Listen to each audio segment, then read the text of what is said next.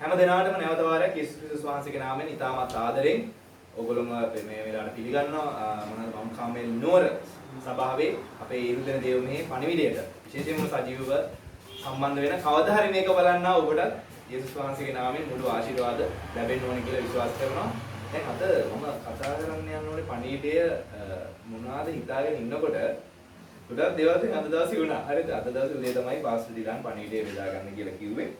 ඊට පස්සේ තව පණිවිඩයක් බෙදා ගන්න තිබුණා. පස්සේ ඒකත් කොහොම හරි ඒක ඒ වැඩ කටයුත්ත ඒක ඉවර වෙන අතරේ මම එක දේශනාවකට සූදානම් වුණා. හරිද? හැබැයි ඊට පස්සේ දැන් මෙතනට ආවට පස්සේ මේකමද ආයෙත් කරන්න ඕනේ. මට මේ වගේ හැමදාම වගේ වෙනවා නේ මේ සෙල්ලම. ඉතින් දෙවනාසේ ආපන්. ඉතින් මේ මාතෘකාවද කියලා අතන හිටගෙන ඉන්නකොට පාස්ටර් ඩිලන් කතා කරන අපේ සභාවේ යාඥාව මේක වෙන්න ඕන අනම්මන කියලා යාඥාව ගැන කතා කරා. ඉතින් මම යාඥාව ගැන දුන්න දේශනාව සූදානම් කරගෙන ආවා. ඉතින් මම ඒ වෙලාවේ මම ඇත්තට කිව්වා ස්වාමීනි යහපත් ස්වාමීනි ඔයා නොදැන මුකුත් වෙන්නේ නැහැ නේ කියලා. ඉතින් මම අද යාඥාව ගැන තමයි පුංචි පණිවිඩයක් අපිත් එක්ක බෙදා ගන්න. අපි දන්නේ නැති කාරණා නෙමෙයි මේක. අපිව ධෛර්යමත් කරවන්නේ. තව තවත් අපි යාඥා කරන්න ඕනේ. යාඥාව නැත්තම් අපිට මොනවද? ඒ කියන්නේ යාඥාව කරන්න ඕනේ ඇයි? යාඥාව කරාම අපිට මොනවද තියෙන්නේ? අපි කොහොමද යාඥා කරන්නේ? මේ දේවල් ගැන අපි බලන්න යනවා. ඉතින් මම විශ්වාස කරනවා දෙවියන් වහන්සේ යේසුස් වහන්සේ තුලින් උන්වහන්සේගේ වචනේ සුදාත්මයන් වහන්සේ ඕගොල්ලන්ට මට විශේෂයෙන් කතා කරයි කියලා. ආමෙන්. ඉතින් අද කතා කරන්න යන මාතෘකාව තමයි යාඥාවද පරාජයද? ඔබ තමයි මාතෘකාව. හරිද? මොකද මම විශ්වාස කරනවා ක්‍රිස්තියානි ලෝකයේ යාඥාව නැති කිතුනවා පරාජිතයි. ඊට විශ්වාස කරනවා නේ කිසිනෙක් පිළිගන්නවා. යාඥා කරන්නේ නැත්නම් ඒ කිතුනවා ඇත්තටම කිතුනුවෙක් නොවේ හා සමානයි. මම කියන්නේ තේරෙනවද?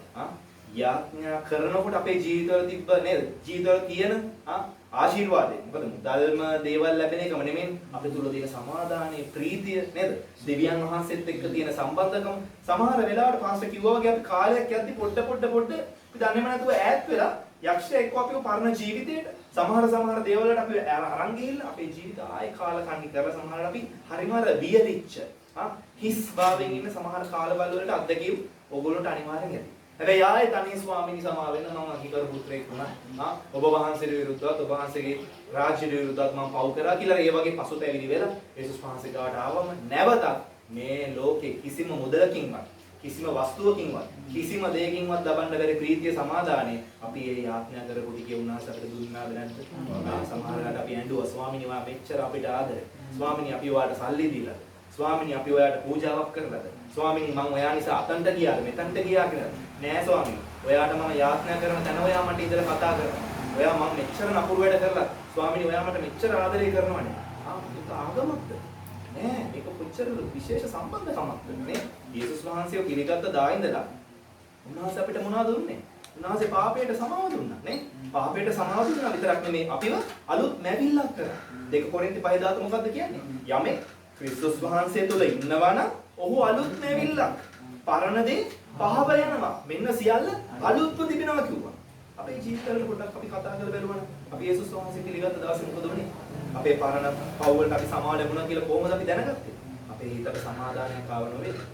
යේසුස් වහන්සේ පිළිගත්ත වෙලාව අපේ තිබ්බ අර පව්කාර හැඟීම. මම මේ කොහින්දෝ ගෙනාපු කරගහන් එන පාපයක් මේක. මගේ දෙමව්පියන්ගෙන් එන පාපයක් මේක. මේක මං ලැබපු හැටි. මේක මට ලැබිච්ච සාපයක්. මේක මට මොකක් හරි කවුරු හරි කරලා. මේක අපි එක් එක්කෙනාගේ ජීවිතවලනේ සමහරවල් අපේ ඇබ්බැහිකම් අපිට වෙනස් කරගන්න බැරි අපේ නපුරු ගතිගුණ. මේ දේවල් මේ පුනරුත්ථාපන කඳවුරකට ගිහිල්ලා අපි වෙනස් වෙන්නේ. යේසුස් වහන්සේ තුල නේද අපි යේසුනි මගේ පාපයට සමා වෙන්න.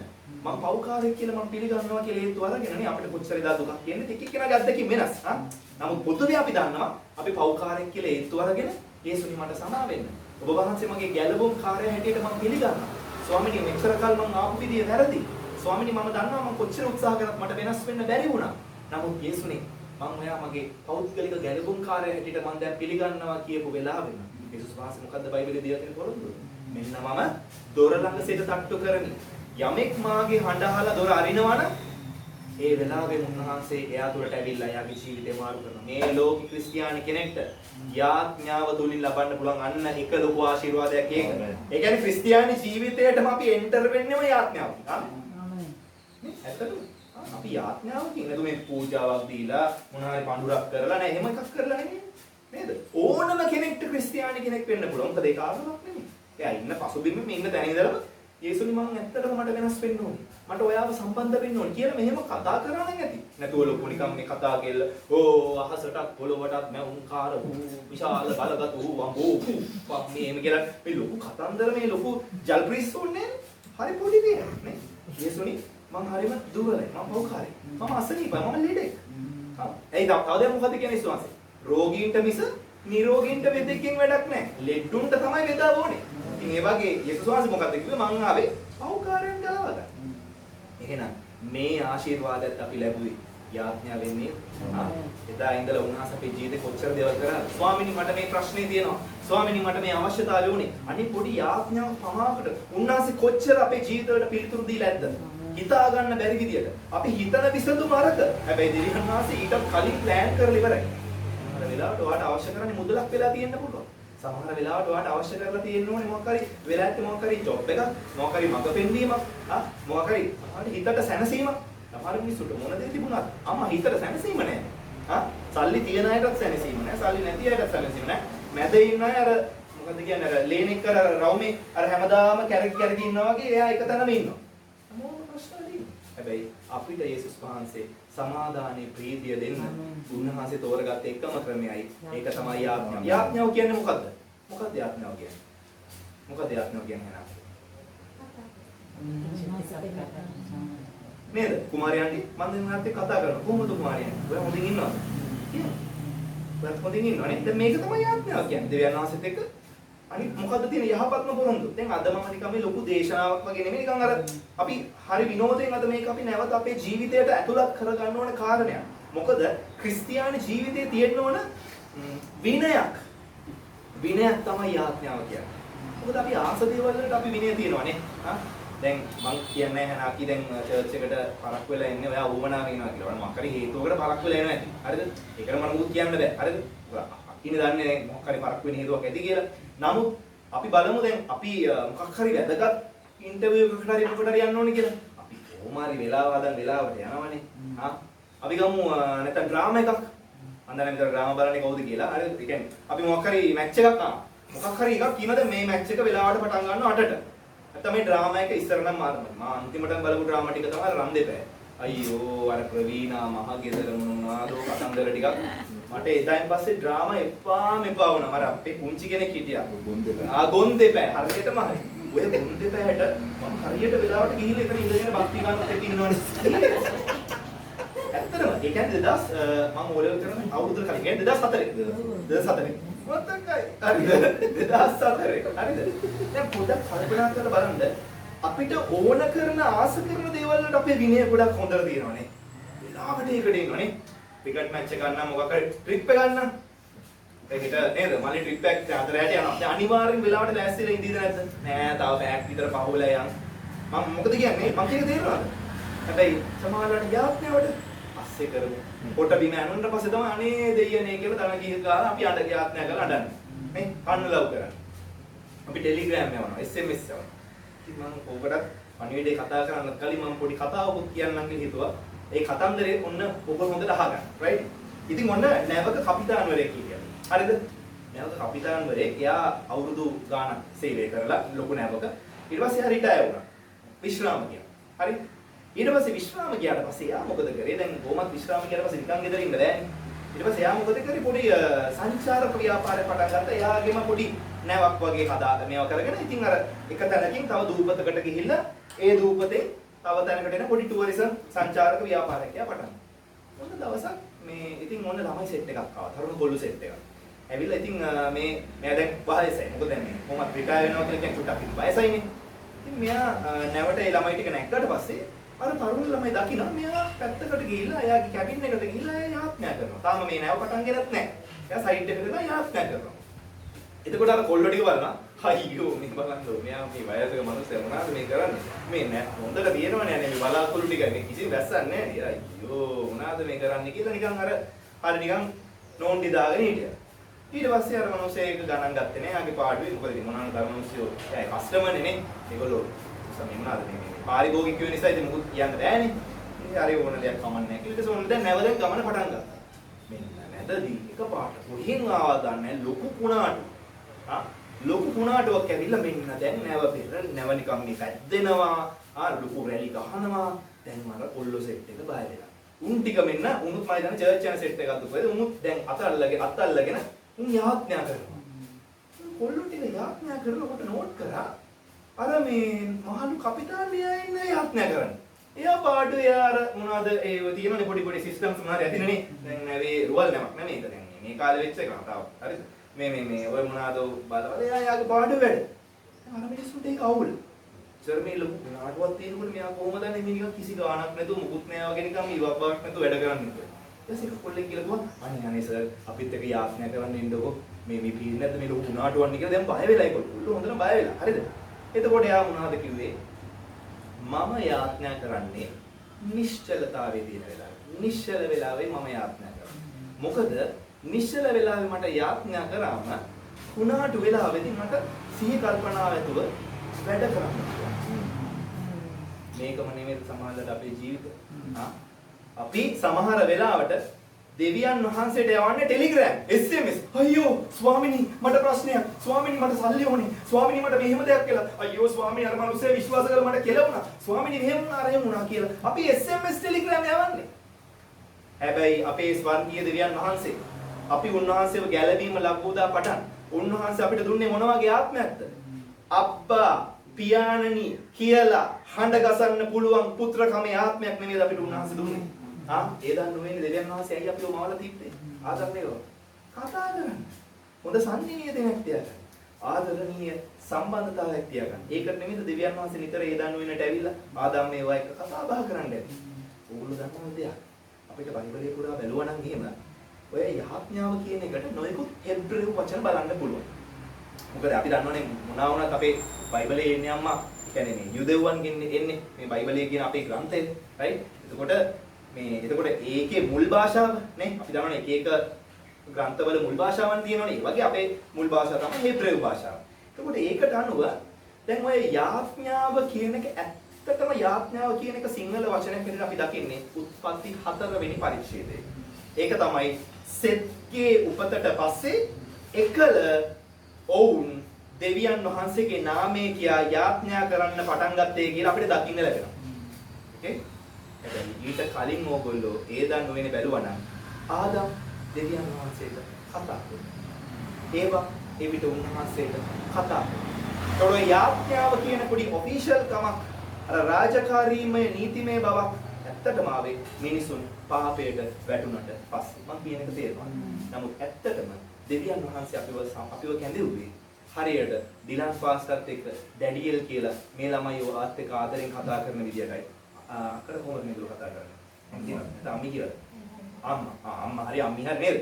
මමී කියලා හරි අම්මි කියලා හරි එහෙම කතා කරන්නයි නේද? ඕගොල්ලෝ හරි ආදරෙන් good morning මට බඩගිනි පියාණනි මට දැන් ගොඩක් බඩ මට මොනවා හරි මම දැන් ඉන්න නැත්නම් කමක් නැහැ. එහෙමද අපි ඉන්නේ නෑ? සමායි මගේ ඇක්ටිං නම් මේ නැකි මගේ ඇක්ටිං එච්චර හොඳ නෑ. මම කියන එක ඔයගොල්ලන්ට තේරෙනවද නේ? මම කියන එක තේරෙනවද?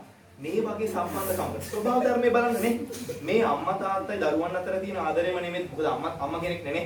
මෙතන ඉන්න අම්මලා හැටියට ඔයගොල්ලන්ට තාත්තලා හැටියට දන්නවා. තාත්තා එක්කනේ තාම ඉන්නේ නේ. අපි තාම නෑ ඒක. හරි right. නමුත් අපිට මේ පෞල් ව්‍යවහයම අපිට බලන්න පුළුවන් ස්වභාව ධර්මයේ. තිරිසනා වුණත් තමන්ගේ පැටියට දක්වන ආදරය නේ. ඒක දෙමව්පියන් අතර.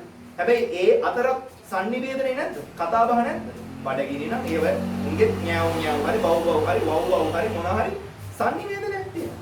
එතකොට ඕවගේම තමයි දෙවියන් වහන්සේත් අපිට උන්වහන්සේත් එක්ක කතා බහ කරන එක. අද යාඥාව කියලා අපි දාගෙන තියෙනවා. හැබැයි උන්වහන්සේත් අපිව ගැලවීමට ඒ කියන්නේ යේසුස් වහන්සේට අපිව ගෙනාවේ උන්වහන්සේත් එක්ක හොඳ සම්බන්ධතාවයක් ලබා ගන්න. එතකොට අද ඇයි ක්‍රිස්තියානිය ගොඩක් පරාජිත වෙලා ඉන්නේ? අපි සම්බන්ධතාවයේ තබා ගන්න ඕන පුද්ගලයාත් එක්ක සම්බන්ධතාවයේ තබා ගන්න නැතුව උන්වහන්සේට වඩා හැම දෙයක්ම අපි උසස් කරගෙන ඇත්තටම අපි වැඩේ වරද්දගෙන තියෙනවා. right? ඉතින් අර කපිතාන් කිව්වා වගේ එයා නිශ්චල වෙලා යාඥා කරන්නේ ඇයි? එයා ඇත්තටම නිශ්චලතාවයේ තමයි දෙවියන් වහන්සේව හොයන්නේ. එලියට එදා දෙවියන් වහන්සේව හම්බුනේ කොහොමද? එලියා අර ගුහාවකට ගිහලා ඒසබෙල් බය වෙලා නෙමෙයි අතම අපි කතාව ඉගෙන ගත්තා. ඒ කියන්නේ එයාට වෙහෙසිලා ඔක්කොම එපා වෙලා එයා දැන් දවස් 40ක් දුවනවා. හරි දුවල ඉවර වෙලා අර මේ හොරෙව් තමයි නේද? හොරෙව් කන්දේ එතන ගොහාව ඉන්නකොට එකපාරට ආවලු මොකද්ද? ගින්නක් ආවලු, සුලිසුලකක් ආවලු, කුණාටුවක් ආවලු. ලස්සන්ට බයිබලයේ කියනවා එතන දෙවියන් වහන්සේ හිටියේ නැහැ කියලා. හැබැයි එකපාරට නිශ්චලතාවයකින් හඬක් ආවලු. එලියා ඔබ මෙතන මොනවද කරන්නේ කියලා. එතකොට අද ගොඩක් වෙලාවට අපි නිශ්චලතාවයේ ඉන්නකොට දෙවියන් වහන්සේ හොයන්නේ. මගේ අත්දැකීම මම කියන්නම්. මට හරි සෝමියේ ඉන්නකොට, මම හරි ෆන් එකේ ඉන්නකොට දෙවියන් වහන්සේ හොයනවාට වඩා මගේ විනය මම ආස කරන දේවල් වලට තමයි මගේ සමහර වෙලාවට යොමුනේ. හිතලම මොන හරි කෙලම වුණොත් අර දේශනාව කරන්න ආවොත් ස්වාමීනි දැන් මොනවද මම කතා කරන්න ඕනේ වචනේ. නෑ මම අවංක වෙන්න. හරිද? මේ අපි දෙකොල්ලම තේරුම් ගන්න ඕන දෙයක්. අපිට විනය තියෙන්නේ අපි ආස කරන දේවල් වලට නම් ඒක very sorry ලොකු වැරද්දක් අපි ඉන්නේ. අපි යාඥාව කියන දෙයට අපේ ජීවිතේ විනයක් නැත්තම් මල්ලිලා වැඩක් නෑ. ක්‍රිස්තියානි නොවුනහම සමානයි අපි. හරිද? ඒ නිසා මතක තියාගන්න දැන් අපි ඇති. හරි දැන් අපි බයිබලෙන් පදයක් කියමු. හරි. හරි එහෙනම් අපි පළවෙනිම බලමු. ඇයි අපි යාඥා කරන්න ඕනේ කියලා. හරි මේකට දැන් ගොඩක් බයිබල් පද අපිට බලන්න පුළුවන්. මම පළවෙනි පදේ ගන්න කැමතියි. මම ආසම් කරන පදයක්. 1 තෙසලෝනික 5 වෙනි පරිච්ඡේදයේ පෙරල ගන්න අවශ්‍ය නැහැ. 16 17 18. හරිද?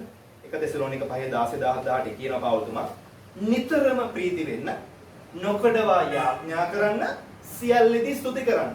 මක් නිසාද ක්‍රිස්තුස් යේසුස් වහන්සේ තුල නුඹලා ගැන දෙවියන් වහන්සේගේ කැමැත්ත මේකය. අපේ ස්වර්ගික තාත්තගේ කැමැත්ත මොකක්ද? නිතරම එයාට දුන් අල්ලන එකද? නිතරම එයාට පූජාවන් කරන එකද? නෑ. එයාට ඕනේ අනේ ඕගොල්ලෝගේ අපේ දෙමව්පිය බලන්න. අපේ දෙමව්පිය කොච්චර ආසයක්ද අපිත් එක්ක කතා බහ කරන්නේ. නේද? අපේ දරුවෝ අපිත් එක්ක good morning අම්මේ කුස්සියම හරි වැඩක් ඕනද? තාත්තේ මොනවද වෙන්නේ? ට්‍රිවිල් එකක හොදන්න ඕනේද? මොනවා හරි වැඩක් තියෙනවද? අනිකම හිතට ආපුවක් නෙවෙයි. හරි. මොන හරි අර අපි අතර කොච්චර සම්බන්ධතාවයක් වෙන්න කොච්චර සමහර වෙලාවට වෙන දේවල් ඒවට බාධා කරලා සමහර ෆෝන් එක වෙන්න පුළුවන්, රැකියාව වෙන්න පුළුවන්. හැබැයි මේ වගේම නෙමෙයිද අපේ තාත්තා කොච්චර ආසාවෙන් ඇද්ද අපිත් එක්ක සම්බන්ධ වෙලා පුතේ මට ඔයා ගැන තියෙන සැලැස්ම මේකයි. ඔයා මේක කරා. මේක කරා නම් ඇති. ඔයා කවදා හරි මං ගාවට එන්න යන්නේ. ඒ නිසා ඔයා නිශ්චල වෙලාවේදී මාත් එක්ක හොයන්න. මාත් හොයන්න. නිශ්චල කමක් කියලා අපිට ගොඩක් වෙලාවට හොයන්න හම්බෙන්නේ උදේ නැගිට ගම. සමහරවිට අපි උදේ නැගිට ගමන්ම අපි පරක්කු වෙඩි. අපි වෙන දේවල් වලට කලබල වෙනවා. ඒතකොට මෙතන උන්වහන්සේ කැමැත්ත මොකද්ද? නොකඩවා යාඥා කරන. නිතරම යාඥා කරන එක. මේ නොකඩවා යාඥා කරන එක අය මම පැහැදිලි කරන්න ඕනේ නැහැ. හැම වෙලේම මේ යාඥා කරන් ඉන්නවා කියන්නේ මොකද්ද? කතා බහ කරගෙන ඉන්න යන ගමන් ස්වාමීනි මම දැන් ගමනක් යනවා. මාත් එක්ක ඉන්න නිසා ස්තුතියි. ස්වාමීනි ඔයා මෙච්චර කල් මාව ආරක්ෂා කරා. ස්වාමීනි මේ යන ගමනක් ඔබ වහන්සේට මහිමේ දෙන්න. ඔබ වහන්සේගේ දරුවෙක් හැටියට හොඳ දරුවෙක් හැටියට යන්න මට උදව් කරන්න කියලා කියන්න පුළුවන්. කෑමක් කන වෙලාවට ස්වාමීනි ගොඩක් මිනිස්සු කෑම නැතුව ඉන්නවා. ඔයා මේ වෙලාවේ මට දෙන්න කෑම එක ගැන ස්තුතියි. ස්වාමීනි මේක හදුවව අම්මා ගැන ස්තුතියි. එයා ගොඩක් මහන්සියෙන් මේක උයන්නේ නැති. එයාට ප්‍රශ්න ඇති. එයා මිනිස්සෙක් හැටියට අමාරුකම් ඇති. නමුත් එයා හැදුවා. ඉතින් ඒ ගැන ස්තුතියි තාත්තේ. කියලා කෑම එක රසවත් කළා. මේ වගේ අපේ ජීවිතේ විනයක් තියෙන්න ඕනේ ක්‍රිස්තියානි කෙනෙක් හැටියට යාඥාව කියන එක. දැන් මේ යාඥාව කියන ටොපික් එක ගත්තම තමයි එපා වෙන්නේ. හැබැයි මේක උන්වහන්සේත් එක්ක කතා කරනවා කියන එක අපි මේව කරගන්න ඕනේ. දැන් එතකොට උන්වහන්සේ කැමැත්ත තමයි යාඥා කරන්නේ. අපි තව පදයක් බලමු. දැන් මේක පෙරලා ගන්න. ගීතාවලිය අපි පෙරලා ගමු. 145 18 වෙනි පදේ. මේක කවුරු හරි කියවන්න. ගීතාවලිය 145 18 වෙනි පදේ. ස්වාමීන් වහන්සේ තමන්ට යාඥා කරන සියල්ලන්ට එනම් සබවින් උන්වහන්සේට යාඥා කරන සියල්ලන්ට ලංව සිටිනසේක. ආමේන්. මොකද මෙතන කියන්නේ? හරිම සරලයි. තේරෙන සිංහලෙන් මෙතන තියෙනවා. මොනවද කියන්නේ? ස්වාමීන් වහන්සේ තමන්ට යාඥා කරන සියල්ලන්ට එනම් සබවින් උන්වහන්සේට යාඥා කරන සියල්ලන්ට මොකද කරනවා කියන්නේ? ලංව සිටිනවා. එන්න මොන පොරොන්දුවක්ද අපිට ඕනේ? උන්වහන්සේගේ වචනේ තමයි සත්‍ය. මේ සත්‍ය අපිව නිදහස් කරනවා කියලා බයිබලයේ යේසුස් වහන්සේ අපිට කිව්වා නේද? ආමේන්. ඉතින් මේ දේ ඉගෙන ගන්නකොට අපි කොච්චර නිදහස් වෙන්න ඕනේද? ස්වාමීන් වහන්සේට යාඥා කරන කෙනා කොච්චර වාසනාවන්තද? මොකද උන්වහන්සේත් එක්ක ලං වෙලා ඉන්නවා කියන්නේ යෝධයෝ සිටියත් මේ දේශය තුල අපිට බය වෙන්න ඕනේ නැහැ. බාධා තිබ්බත් මේ දේශය තුල අපිට බය වෙන්න ඕනේ නැහැ. මොකද යේසුනේ ඔයා මාත් එක්ක ඉන්නවා. ඔයා මෙච්චර දුර මාව අරන් ආවේ. අතහැරලා දාන්න නෙවෙයි. ඒක තමයි අපි අද ගීතිකාවේ කියුවේ නේද? අපි කිව්වා ස්වාමිනේ මෙච්චර දුර ඔයා මාව අරගෙන ආවේ අතහැරලා දාන්න නෙවෙයි. මොකද යේසුස් වහන්සේ කිව්වා මොකද හෙබ්‍රේය 13 5 නැත්තම් මතෙව් 28 කියනවා. මමද ලෝකාන්තිමේ දක්වා නුඹලත් එක්ක ඉන්නවා. එප්‍රිල් 13 5 මම ආස කරන පදයක්. මොකද කියන්නේ? වස්තු තෘෂ්ණාවෙන් තොරව නුඹලාට ඇති දෙයින් සතුටු වෙන්න. මක් නිසාද මම කිසිසේත් නුඹවත් නොහරිමි. කිසි අන්දමකින්වත් නුඹෙන් අහක් නොයමි. උන්වහන්සේම කියා ඇත. යේසුස් වහන්සේ කියන්නේ එක තැනක ඉන්න පිළිමයක් නෙමෙයි. යේසුස් වහන්සේ කියන්නේ තව තැනක ඉන්න එක බලවේගයක් නෙමෙයි. උන්වහන්සේ මේ ලෝකේ පවපු හැම තැනම උන්වහන්සේ කිව්වා දෙදෙනෙක් හෝ තුන්දෙනෙක් මගේ නාමයෙන් යම් තැනක එකතු වෙනවා නම් එතනන මම ඉන්නවා. දැන් මේ වෙලාවේ මම විශ්වාස කරනවා අපේ ආදරණීය යේසුස් වහන්සේ අපිත් එක්ක මේ වෙලාවේ ඉන්නවා. උන්වහන්සේ අපි තුලින් කතා කරනවා. අපිට උන්වහන්සේ ආදරය කරන නිසායි අද මේ වගේ වෙලාවක පාස්ටර් ඩිලාන් ඒ කතාව කිව්වත් එක්ක මේ වගේ පණිවිඩයක් අද උන්වහන්සේ බෙදා ගන්න තෝරගත්තා. ඉතින් ඒ නිසා අපි තේරුම් ගමු මේක දෙවියන් වහන්සේ කැමැත්ත. දෙවියන් වහන්සේ කැමැත්ත මොකද්ද? අපි අතේ දුරින් ඉන්න එක නෙමෙයි. හැමදාම ඒ තාත්තා අපිට කිව්වා අබ්බා තාත්තේ කියලා එයාට කතා කරන්න පුළුවන්. දේවයන් වහන්සේ කියලාම කතා කරන්න ඕනේ.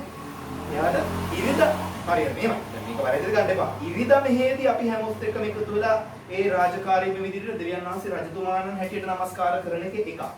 හැබැයි ඒ රජතුමාණන් වහන්සේගේ රාජවාසලේදී අපි එයාගේ රාජපුත්‍රයෝ හැටියට එයාට ගෞරවය දෙන්න ඕනේ. හැබැයි ඒ රජතුමාණන් තාත්තා හැටියට අපි කාමරය තුල ඉන්නකොට දේවයන් වහන්සේ කියන්න ඕනේ නැහැ නේ. අපි දන්නවා නේද? ඔය බකින්හම් පැලස් එකේ ඉන්න නේද? ඔය රජකුමාරයන් ඔය රැජින නේද? ඔය කට්ටිය ඒ එළියට ඉන්න තැන ඒගොල්ලෝ නිකන් අර හයිෆයි සීන් එකේ නේද? රාජකීය මේකේ ඉන්නවා ඇති. හැබැයි කාමරයට ගියාම කොහොමත් ඒ තාත්තයි අම්මයි දරුවෝ ඒගොල්ලෝ ආදරය කරන්නේ නැතුව දැන් වින්න මගේ අත කියලා උම ඉන්නවද? මම කියන්නේ තේරෙනවද? නේද? හරියට මම කියන්නේ නේද? ඒගොල්ලෝ ආදරෙන් බදා ගන්නවා ඇති නේද? අම්මේ තාත්තේ කියලා. නේද? අම්මා මම කියන්නේ තේරෙනවද? අම්මා මම කියන කාරණේ නේද? හරි. කොච්චර ආදරෙන් ඒගොල්ලෝ ඉන්නවද? එතකොට අපේ ස්වර්ගීය දෙවියන් වහන්සේ ඒ වගේ තමයි. උන්වහන්සේ අපිට ගොඩක් ආදරේ. එතකොට අපි දෙවෙනි එක මොකද්ද බැලුවා?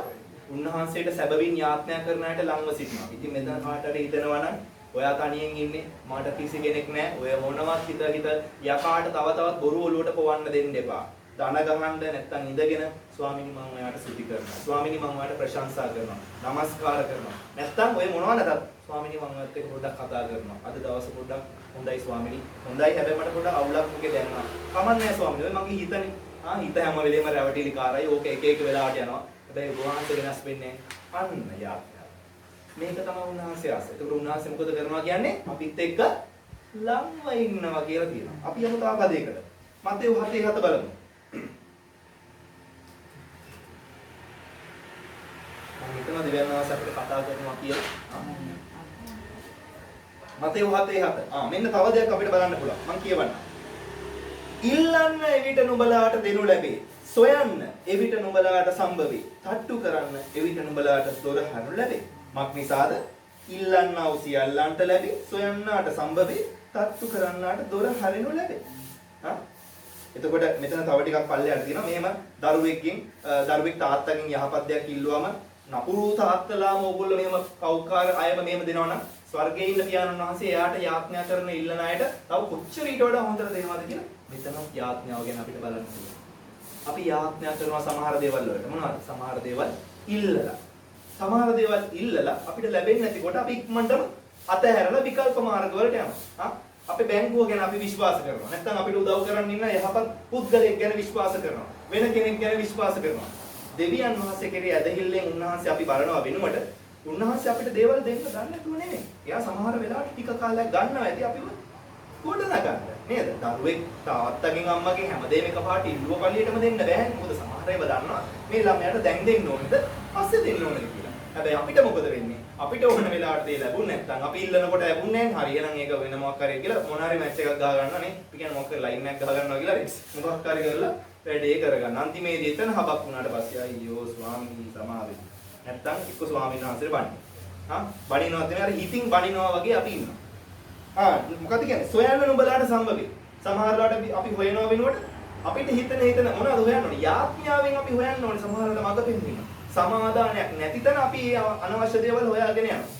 තට්ටු කරන්න ඕනේ. සමහරවිට මොකක් හරි ව්‍යාපාර රස්තාවක් වෙන්න පුළුවන්, මොකක් හරි ක්‍රමයක් වෙන්න පුළුවන්, මොන හරි සේවයේ දොරටුවක් වෙන්න පුළුවන්. අපි ඒක තට්ටු කරලා ඒක ඇරුණ නැත්නම් වෙන දොරක් හොයාගෙන යනවා. එහෙමද අපි කරන්න ඕනේ? අපි ඉල්ලන එකත්, සොයන එකත්, තට්ටු කරන එකත් ස්වාමීන් වහන්සේත් එක්ක යාඥා කරලායි අපි හොයන්න ඕනේ. උන්වහන්සේ මොකද්ද කැමති? එබ්‍රේල් 11 මොකද්ද කියන්නේ? ඇදහිල්ල නොමැතිව උන්වහන්සේව කිසිසේත් ප්‍රසන්න කරන්න බෑ කියලා කියනවා. ඉංග්‍රීසි වලින් ලස්සනට කියනවා without faith it is impossible to please the Lord. impossible කියන්නේ කොහෙත්ම බෑ.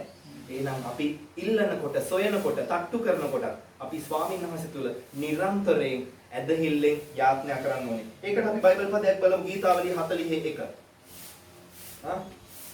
ගීතාවලිය 41 බලමු මොකද්ද ගීතිකාකාරය කියන්නේ කියලා ඒ යාඥා සම්බන්ධයෙන්. එතන කියනවා මම ඉවසිල්ලෙන් ස්වාමීන් ගැන බලා සිටියෙමි. උන්වහන්සේ කන්‍යමා මාගේ මොර ගැසීම ඇසුසේක. මම ඉවසිල්ලෙන් ස්වාමීන් ගැන බලා සිටියෙමි. අන්න බලා හිටියලු. හරි. උන්වහන්සේ කන්‍යමා මාගේ මොර ගැසීම ඇසුසේක. එතකොට මෙතන මොකක්ද ගීතිකාකාරය? මේ දාවිත්තුම මොකද්ද කියන්නේ? මම ඉවසිල්ලෙන් උන්වහන්සේ දිහා බලන් හිටියා කියලා කියන්නේ. බලන් හිටියද? නෑ. යාඥා කරානේ. යාඥා කරලා එයා සමාහලට ඉල්ලන්න ඇති. ඉවසිල්ලෙන්. සමාහලට සොයන්න ඇති. ඉවසිල්ලෙන්. තට්ටු කරන්න ඇති. ඉවසිල්ලෙන්. එයා බලාගෙන හිටියා. හරි වෙලාවට උන්වහන්සේ උත්තර දුන්නා කියලා එයා ගීතිකාවක් හැටියට ඒක ලස්සනට මෙතන කියලා තියෙනවා. ආමෙන්. එතකොට අපි යාඥා කරද්දී මොකද්ද වෙන්නේ? අපිට ඉවසීම කියන එක තියෙනවා. ඉවසීම තියෙන්න නේද? ඇදහිල්ල අපිට තියෙන්න ඕනේ. රයිට්? ඒ වගේම හැබැයි තව දෙයක් තියෙනවා. දැන් සමහරවිට අපි ඉල්ලනකොට සමහරවිට වරද්ද ගන්න දෙයක් තියෙනවා. යාකෝබ් 4:3ත් අපි බලන්න ඕනේ. සමහරවිට අපේ ඉල්ලීම් හරියන ඉල්ලීම් නෙමෙයි. මම කියවනේ යාකෝබ් 4:3 මෙන්න කියනවා මොකද්ද? මේකත් ඔයගොල්ලෝ දන්න පදයක් හොඳට.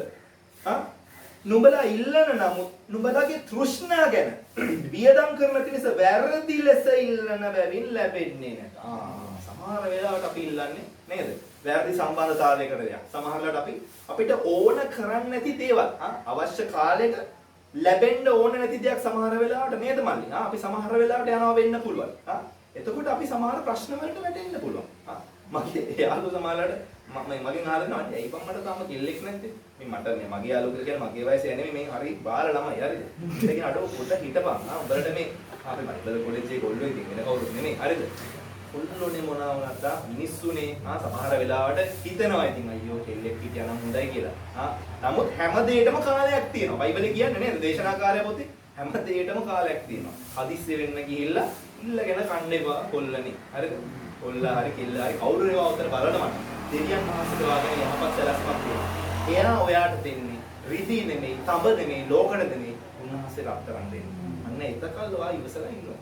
තේරෙනවද? ඉතින් ඒ නිසා දෙවියන් වහන්සේ මෙතන ගීතිකාකාරය තුනේ මොකද්ද කියන්නේ? අපි ඉවසිල්ලෙන් උන්වහන්සේ දිහා බලන් ඉන්නවා. මතක තියාගන්න මෙච්චර අපි මොකද්ද බැලුවේ? යාඥාව කියන්නේ උන්වහන්සේගේ කැමැත්ත. යාඥා කරන කෙනා එක්ක උන්වහන්සේ ළඟම ඉන්නවා. එහෙනම් අපි එයා උන්වහන්සේ ළඟම ඉන්න නිසා බය නැතුව අපි උන්වහන්සේට ඉවසිල්ලෙන් යාඥා කරමු. ආමෙන්. එතකොට අපිට බලන්න පුළුවන් ඒකත් එක්කම එහෙම ඉවසිල්ලෙන් යාඥා කරනවා නම් එතකොට හැබැයි මොකද්ද? උන්වහන්සේගේ කැමැත්තට නොවන අපේ ආසාවලට යාඥා කරා කියලා බලාපොරොත්තු වෙන්න එපා. මේක පැහැදිලිවම තේරෙනවා මේක දෙවියන් වහන්සේ කැමැත්ත නෙමෙයි කියලා බොරුවට ටයිම් වේස්ට් කරන්න එපා. හරි? ඊට වඩා හොඳයි ඒක යාඥා නොකර ඉන්න. හැබැයි උන්වහන්සේ කැමැත්තට දෙයක් යාඥා කරනවා නම් මෙන්න බලන්න ලස්සන පදයක් මේක මම ආසම කරන බයිබල් පදයක්. 1 යොහාන් 5 වෙනි පරිච්ඡේදයේ ඒක අපි බලමු. 1 යොහාන් 5 වෙනි පරිච්ඡේදයේ 14-15. ඔන්න උන්වහන්සේගේ කැමැත්ත පරිදි අපි දෙයක් යාඥා කරලා ඉල්ලුවා නම් මොකද වෙන්නේ? උන්වහන්සේ ඉදිරියේ අපට තිබෙන නිසකකම නම් අප උන්වහන්සේගේ කැමැත්ත ලෙස යමක් ඉල්ලුවොත් උන්වහන්සේ අපේ ඉල්ලීම අසන බවය. අප යම් දෙයක් ඉල්ලන කල උන්වහන්සේ අසන බව අපි දනිමු නම් අප උන්වහන්සේගෙන් ඉල්ලූ දේ අපට ලැබෙන බවද දනිමු. අපි උන්වහන්සේගේ කැමැත්ත අනුව දෙයක් ඉල්ලනවා නම් එහෙනම් ඒක අපිට ලැබෙනවා කියලා අපි දන්නවා. ඒ නිසා අපිට නිසකකමක් ඇතුව මේක ඉල්ලන්න පුළුවන්. මගේ උදාහරණයක් මම කියන්නම්. එහෙම කියන්න ඕනේ නැහැ. නමුත් මම හිතුවා මේ වෙලාවේ මේක කියන්නම් කියලා. මේක මට පෞද්ගලිකව ආශිර්වාද වෙච්ච බයිබල් පදයක්. මම එන්නේ සාමාන්‍ය මොකද කියන්නේ මේන් ලයින් චර්ච් සම්ප්‍රදායික සභාවකින්. ඒ සභාවේ අන්‍ය භාෂා කියන දීමනාව පාවිච්චි කරන්නේ නැහැ ගොඩක් වෙලාවට. ඉතින් මම ගැලවීමට ආවට පස්සේ මාක් 16 පරිච්ඡේදයේ තියෙන 16 වෙනි පදයේ තියෙනවා මා කෙරෙහි අදහන්නාට. ඒ කියන්නේ යේසුස් වහන්සේ කියනවා එයාගේ ගෝලයන්ට යේසුස් වහන්සේ වදහන අයට උන්වහන්සේ දෙනවලු යම් වරම් අපි අම්මට තේරෙන භාෂාවෙන් වරම් අපි කියනවා දීමනා කියලා. ඒ කියන්නේ යේසුස් වහන්සේ වදහන කෙනාට උන්වහන්සේ එයා අපි තුල ජීවත් වෙනකොට අපිට පුළුවන් තව කෙනෙක් අසනීපෙන් නම් ඉන්නේ එයාට අත තියලා යාඥා කරාම එයා සුව වෙනවා කියලා යේසුස් වහන්සේ කියනවා. රෝගීන් පිටත් ලැබූ කල්ලි සුවය ලබනවා. ඒ වගේම තමයි යේසුස් වහන්සේ කියනවා මං කිරි අදහන්න අන්‍ය භාෂාවෙන් කතා කරනවා කියලා. අන්‍ය භාෂාව කියන එක මේ අපි දන්න කාරණයක්. ඒතර මේ අන්‍ය භාෂා දීමන මං හිතුවා ගොඩාක් බලවත් දේව සේවකයන්ට තමයි තියෙන්නේ. මේ අපිට ඕන නැති හැමෝටම හම්බ වෙන්නේ නැහැ. මේක හරි සුද්ධවන්තව දවස් 4ක්වත් නිරාර විඳලා නිකන් අර ඔක්කොම හොඳටම සුද්ධ පවිත්‍ර වෙලා ඉන්නෝනේ අන්‍ය භාෂා ලබන්න කියනකොට මම මේක බැලුවා. ගැලවීම ලැබු අලුත. ඉතින් මම ඊට පස්සේ හිතුවා ස්වාමීනි මේක ගැලවීම ඒ කියන්නේ අදහන අයටනේ.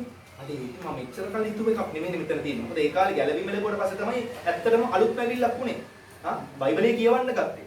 එතකොට ඊට පස්සේ මෙන්න අර කලින් අපි කියුවේ පුතා දරුවෙක් තමන්ගේ තාත්තගෙන් අර මොන හරි ඉල්ලුවත් ඒක දෙනවනේ. එහෙනම් පියාණන් වහන්සේ ඉල්ලන දේ කොච්චර වැඩියෙන් දෙන්නේ නැද්ද? ඊ අතර තමයි මෙන්න මේ දැන් ওই පදේ මම කියුවේ. උන්වහන්සේගේ කැමැත්ත ලෙස යමක් ඉල්ලුවොත් ලැබෙනවා කියලා. මොකද ඒක කොරින්ති 14 තියෙනවා අන්‍ය භාෂාවෙන් කතා කරන්න තමගේ ආත්මය වර්ධනය කරගන්නවා කියලා. මං ඕක කීකේ මාසයක් යාත්‍රා කරනවා. ඒක කියන ගැද්දකින් වෙන අන්‍ය භාෂාව ලැබෙන විදිය. නේ? සමහර අයට තියෙන්න පුළුවන් නැති වෙන්න පුළුවන්. ඒක ප්‍රශ්නයක් නෑ. තිබුණ නැහැ කියලා ස්වර්ගයට යන්න බෑ. එහෙම කතාවක් නෑ මෙතන. නේ? දෙවියන් වහන්සේ එක්කෙනාට කැමති විදියට දීමනා දෙනවා. මාසයකට පස්සේ පුදුම විදියට ලැබුණා. ඉතින් ඔන්න ඔය වගේ යාඥාව කියන්නේ අපිට දෙවියන් වහන්සේ උන්වහන්සේගේ කැමැත්ත අනුව දේවල් දෙන්න අපි උන්වහන්සේ තුල තියෙන්න ඕනේ යම් ගනුදෙනුවක්. නේ? තාත්තා කෙනෙක්ගෙන් අම්මා කෙනෙක්ගෙන් අපි දෙයක් ඉල්ලන්න නම් ඒක හිතේ අංගම් ඉඳලා හරියන්නේ නැහැ නේ මල්ලි. නේ? අපි සමහර දේවල් ඕනේ නම් අනේ තාත්තා මට මේකට ආසයි. පුළුවන් ද ඔයාට අරන් දෙන්න. ඔයා කැමති නම් මේක හොඳයි වගේ නම් අරන් දෙන්න. කිව්වම සමහර වෙලාවට මේ දෙමව්පියන්ට සමහරට පුළුවන් වුණත් බැරි වුණත් කොහොම හරි උත්සාහ කරයිද නැත්ද තමන්ගේ දරුවගේ ආසාව ඉෂ්ට කරගන්න. නේ? එතකොට මේ අන්‍ය භාෂාව කියන්නේ කොච්චර හොඳ දෙයක්ද? උන්වහන්සේ අපේ ආත්මය වර්ධනය කරන දෙයක්. එතකොට දැන් මෙච්චර අපි මොනවද බැලුවේ? මේක දෙවියන් වහන්සේගේ කැමැත්ත. ඒ නිසා අපි නැවත මතක් කරගමු. ස්වාමිනී ඔයා කැමති දේ මං කරනවා. මොකද යොහන් 14:21 කියන්නේ මොකද්ද? මට ප්‍රේම කරන්න මගේ වචනය රක්ෂා කරනවා. යොහන් 14:26 කියනවා මගේ වචනය පිළිගෙන රක්ෂා කරන්නත් එක්ක පියාණන් වහන්සේ උන්වහන්සේ එකට එයත් එක්ක වාසය කරනවලු. ඒක නෙමෙයි ගීතාවලිය කියන්නේ අපි. උන්වහන්සේ යාඥා කරන්නට ළඟ වෙන්නවා කියලා. ඒතකොට ඊට පස්සේ මොකද්ද කිව්වේ? අපි දෙයක් කරනවා නම් යාඥා කරනකොට ඇදහිල්ල ඇතුව අපි කරන්න ඕනේ. හැබැයි අපිට ඕන ආසාවල්ද නෑ. උන්වහන්සේගේ කැමැත්තට අනුව දේවල් කරනකොට අපිට උන්වහන්සේ පුදුම විදියට ආශිර්වාද කරනවා. right මම දැන් පණිවිඩය නම් අවසන් කරන්න කැමතියි. එතකොට අවසාන වශයෙන් දැන් අපි බැලුවා ඇයි යාඥා කරන්න ඕනේ. ඊට පස්සේ යාඥා කරන්න ඕනේ කොහොමද? ඉවසිල්ලෙන් ඇදහිල්ලෙන්. එහෙනම් යාඥාවේ ප්‍රතිඵල යාඥා කරාම ලැබෙන ප්‍රතිඵල මොනවද කියලා අපි බලලා අවසන් කරමු. right දැන් අපි මම ඔක ප්‍රධාන වශයෙන් කොටස් දෙකකට කඩන්න කැමතියි. ඒක ගොඩක් වෙලාවට යාඥා කරන්නේ මොනවටද? අපිට මොන හරි අවශ්‍ය වුණාම නේ. සමහර වෙලාවට ප්‍රශ්නයකදී මොන හරි මඟ පෙන්වීමක් ඕනේ වුණා. ස්වාමීනි මම මේක කරන්න දෙපාද? එයාද අර එයා. නැත්තම් මෙයාද එයා.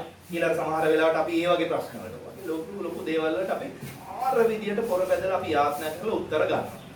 උත්තර ගන්න වෙලාවෙ මේ ස්වාමීනි මට උත්තර දෙන්න. උත්තර ලැබුණාට පස්සේ ආයේ මොකක් කරලා ස්වාමීනි ඔහොම නෙමෙයිද අපේ ජීවිතේ? කමක් නැහැ. හොඳයි. තාත්තා අම්මා ගාවට නේනම් අපි අපේ අවශ්‍යතාවයන් වලට යන්න ඕනේ. හරිද? මේක යාඥාවේ මම දකින සාමාන්‍ය ප්‍රතිඵලයක්. හොඳ සාමාන්‍ය ප්‍රතිඵලය සහ උතුම් ප්‍රතිඵලය කියලා මම දෙකකට කඩන්න කැමති මේ යාඥා ප්‍රතිඵලය. right?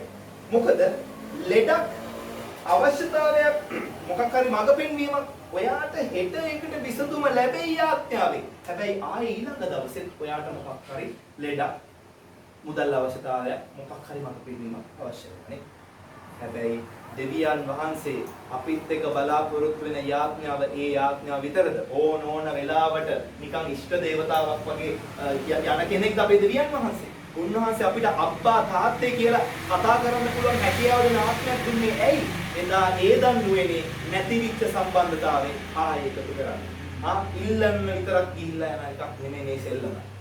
උන්වහන්සේත් එක්ක නිතරම අපි සම්බන්ධතාවයෙන් ඉන්න ඕනේ. එතකොට උතුම්ම ප්‍රතිඵලය තමයි උන්වහන්සේගේ අභිමුඛය තුල ඉන්න එක. උන්වහන්සේගේ අභිමුඛය තුල ඉන්නකොට අපට පුදුම සමාදානයක් දැනෙනවා. පුදුම බලයක් දැනෙනවා අපි යාඥා කරනකොට. නිරාහාරව ඉඳලා අපි යටත් වෙනකොට පාස්ට් එක තමයි කිව්වේ අපි නිරාහාරව යාඥා කරන්න ඕනේ. තව බයිබල් පොත් අපිට බලන්න පුළුවන්. අපි දන්නවා. මම නිකන් දැන් කතාවක් හැටියට කියන්න. අපි දන්නවා මුල් සභාවේ මොකද කරේ නේද? පේදුරුලා හිරේ ඉන්නකොට මොකද කරේ? ක්‍රියා 12:5 කියන සභාව යාඥා කරවලු. මෙන්න අන්න අර හිරගෙවල් වල මුරකාවලුත් ඉන්නවා. උන් දන්නෙත් නැහැ මෙයාගේ මාංචුත් ලිහිලා. පේදුරු දන්නෙත් නැහැ නිදිමතේද කොහෙද මෙයා වීදියට ගියාම තමයි මෙයා හැරුණම දැන් ඇත්තටම මේ හීනයක් නෙමෙයි ඇත්තටම මෙයා මිහිරෙන් නිදහස් වෙලා ගියා. පාවුල් සීලස් පිලිප්පියේදී අර යක්ෂාවේශ වූ ගෑනු ළමෙක්ට මේ යක්ෂයා දුරු කරලා මහා කන්දොස් කිරියාව නිසා ඒ ස්වාමීන් පළ ගියලා ඒ යකා දුරු වෙලා එතකොට අන්තිමේදී අර ළමයාගෙන් දැන් අර හඳහන් මොනවද පේන කියන ප්‍රස්තාව අර දෙන්නට ඒකට බඩට ටච් වුණා කියලා අර මිනිස්සුන්ට ගහගෙන වීදි දෙකේ ඇදගෙන අරන් ගියා හිරේට පිලිප්පයි සීලස්පයි. හැබැයි ඒ දෙන්න අයියෝ ස්වාමීනි ඔයා නිසා ගුටි කෑවනේ අයියෝ රිදෙනවා අයියෝ ඉකේ නෑ රෑ යාඥාවයි ප්‍රශංසා කරමින් ඉන්නකොට හිරගෙවල් භූමිකම්පාවක් කැඩුනා. මෙන්න යාඥාවේ ප්‍රතිඵල. හිරගෙවල් දන්වැල් ඒවා ගැලවෙනවා. ඕගොල්ලෝගේ ජීවිතේ මොනවාරි හිරගෙවල් තියෙනවා නම්, ඕගොල්ලෝගේ දම්බැල් තියෙනවා නම්, ඕගොල්ලෝ අතර සමාදානෙ නැත්තම්, යාඥා කරන්න අමාරුකම් තියෙනවා නම්, ඔය යක්ෂයාගේ බලකොටු බැමි ඕගොල්ලන්ට කඩන්න පුළුවන්. ඒකට ආයුධය අද ඕගොල්ලන්ට දීලා තියෙනවා. එතනට විනයක් නැතිකම තමයි අපේ මේ පරාජයට හේතුව. මම පටන් ගත්තේ කොහොමද? යාඥා කරන්න නැති කිතුනවා පරාජිතෙක්. ඒ නිසා අපි අද ඉඳලා නැවතත් කියමු ස්වාමිනී මට යාඥා කරන්න විනයක් දෙන්න ස්වාමිනී.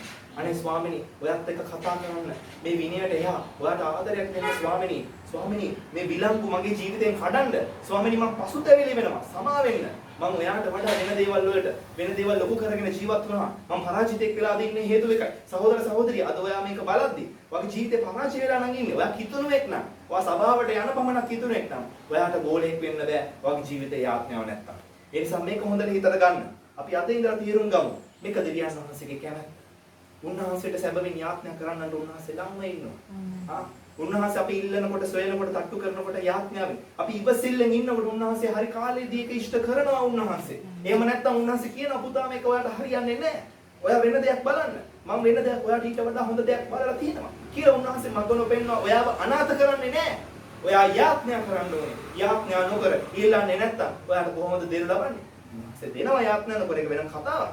නමුත් උන්වහන්සේ අපෙන් බලාපොරොත්තු වෙනවා. උන්වහන්සේට තාත්තා කෙනෙක් වගේ අපේ සම්බන්ධතාවයකට එන එක.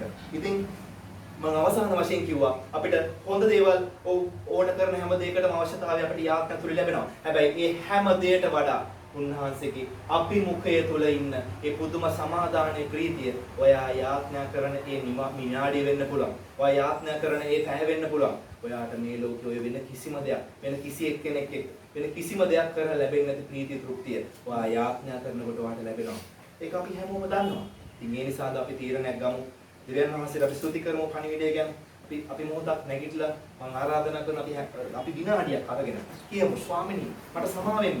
ස්වාමීන් වහන්සේ මට සමා වෙන්න මම ඔබ වහන්සේට අවශ්‍ය කරන දේ කරන්නේ නැතුව. ස්වාමිනී වහන්සේ සමා වෙන්න අපි ඔබ වහන්සේ අවශ්‍ය කරන දේ කරන්නේ නැතුව ස්වාමිනී යාඥා කරන්නේ නැතුව සමාජලට අපි කාර්යබහුල වෙලා හිටියා ස්වාමීන් වහන්සේ. ස්වාමිනී සමා වෙන්න ස්වාමීන් වහන්සේ මගේ ජීවිතේ ස්වාමීනි මම වෙන දේවල් වලට මගේ ප්‍රමුඛත්වය දුන්නාට ස්වාමීන් වහන්සේ ස්වාමීනි අනේ ඔබ වහන්සේගේ ලේ මාව සෝදලා ස්වාමීනි මගේ මනස මගේ හැමදේම සෝදලා ස්වාමීන් වහන්සේ මට කරුණා කරන ස්වාමීනි ඔබ වහන්සේට සැබවින්ම ධර්මමින් කරන්නට යාඥා කරන ස්වාමීන් වහන්සේ මට උපකාර කරන්න කියලා අපි මොහොතක් විවෘත වෙලා අපි යාඥා කරනවා කියමු ස්වාමීනි සමා වෙන්න ස්වාමීන් වහන්සේ සමා වෙන්න ස්වාමීන් වහන්සේ ඉස්මී සමා වෙන්න ස්වාමීනි මගේ ජීවිතේ සමහර කාර්යබහුල කම්පලදී ස්වාමීනි මගේ සේවාවන් වලදී ස්වාමීනි සමහර වෙලාවට ස්වාමීන් වහන්සේ ඔබ වහන්සේට දී ආලේ දෙන්න තු අනිත් තාස්සේ ස්වාමීනි ඔබ වහන්සේත් එක්ක නුකඩවා යාඥා කරන්නේ නැතු ස්වාමීනි මගේ ජීවිතේ ස්වාමීන් වහන්සේ මම පරාජිත වෙන්න ගියා වුණොත් ස්වාමීනි මම මේ වෙලාවේදී සිහිපත් කරනවා ස්වාමීනි අනේ ස්වාමීනි ඔබ වහන්සේට අබ්බා පියාණනි කියලා අඬගසන්න ස්වාමීන් වහන්සේ අපේ හැම කෙනෙක්ට උදව්ව දෙන්න ස්වාමීන් වහන්සේ Worship you, Lord Jesus, praise you.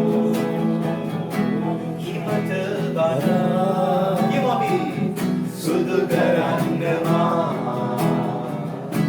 ඔබේ වලින්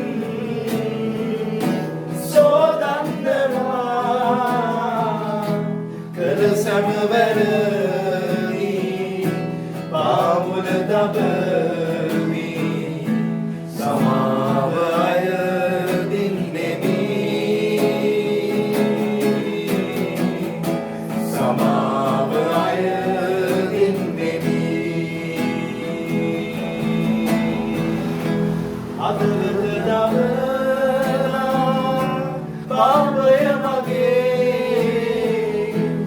Sangwa kuyani ini pamude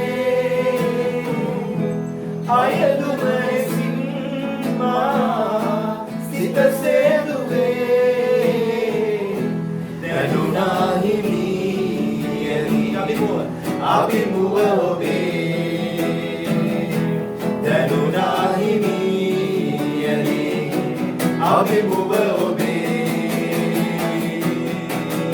අභිමුව දැන් යුතුයකල කියමු දැන් ඔසල කියමු නැවතත් මම කැපවෙනවා ස්වාමීනි ඔබ විනයකට එනවා මගේ ජීවිතේ යාඥාවත් එක්ක විනයකට එනවා ස්වාමීනි ඔබගේ කැමැත්ත කරන්න ස්වාමීනි මම විනයකට එනවා කියමු අලුත් විනය යාඥාවත් අලුත් විනය කියලා කියමු ස්වාමීනි ඔබ උදෑසන නැගිට වෙලා ඉඳලා අනේ ස්වාමීනි නැවත නිින්දට එනකම් යේසුනි ඔයත් එක්ක කතා කරන්න දෙවියනි විතර යාඥා කරන්න ස්වාමීනි ඔබ වහන්සේගේ අභිමුඛයේ ඉන්න අපගේ ජීවිත වෙනස් කරගන්න අවදි වෙලා යාඥා කරන්න අලුත් විනයක් අප හැමදෙනාටම ලබා දෙන්න ස්වාමීනි ස්වාමීනි අලුත් විනයක් ස්වාමීනි අප හැමදෙනාටම යාඥාවේ අන්තරව යාඥාවක් ස්වාමීනි ඔබ වහන්සේගේ දාස් කරන්න කියලා යාඥා කරනවා මේ වෙලාවේදී ඒ කැපවුණා කැපවීම මේ වෙලාවේදී යේසුස් වහන්සේ ඉදිරියේ ස්ථිර කරගන්න උන්වහන්සේගේ ලේවලින් ඔබගේ මනසයි ඔබගේ මුළු ජීවිතය දැන් සෝදා පවිත්‍ර කරගෙන කියන අවසාන වශයෙන් ස්වාමීනි මම කැප වෙනවා ස්වාමීනි අලුත් විනයක් මට දෙන්න ස්වාමීන් වහන්සේ ඔබගේ කැමැත්ත කරන්න ඔබට නිතර යාඥා කරන්න ස්වාමීනි මේ ලෝකයේ දේවල් වලට අසු වෙනවි ස්වාමීනි මේ ලෝකයේ ප්‍රකාරයට ජීවත් නොවි ස්වාමීනි සිත අලුත් කරගෙන අන්‍යාකාරයත් එක්ක වෙන්නට මට අද පටන් උදව් කරන්න කියලා ඔබ අවංකව ඔබගේ හදවතෙන් කිව්වා නම් ස්වාමීන් වහන්සේ මේ වෙලාවේදී ඔබගේ ඒ යාඥාවට හුම්කම් දීලා ඔබගේ ජීවිතේ පුදුම විදියට ජයග්‍රහණයට උන්වහන්සේ ඔබගේ ජීවිතේ වෙනස් වෙනවා කියන විශ්වාසයත් එක්ක උන්වහන්සේට මොදක් අපල් සනාද කියලා උන්වහන්සේ කරන්න හාලෙලූයා ස්වාමීනි සුතිදේවා ස්වාමීනි වහන්සේ පුදුම දෙයක් කරන්න නිසා ඔබ වහන්සේ සුතිදේවා ස්වාමීනි හාලෙලූයා